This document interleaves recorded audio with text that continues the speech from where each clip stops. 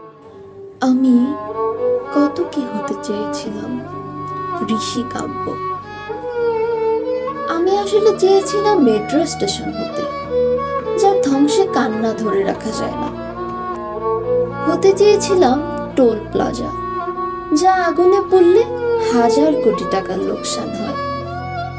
কিংবা চেয়েছিলাম data centre হতে, যার জন্যে গোটা দেশের মানুষ আহাজারি করে। আমি হতে চেয়েছিলাম সিটি কর্পোরেশনের ওয়েস্ট ডাম্পিং ট্রাক, যা আগুনে পড়লে ক্ষতির পরিমাণ করতে 6 সদস্যের তদন্ত কমিটি হয়।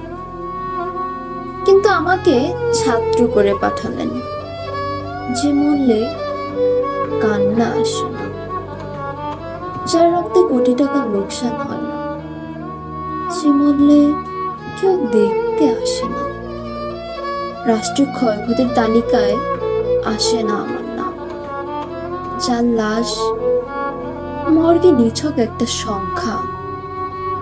অথচ আমি কত কি হতে চেয়েছিলাম।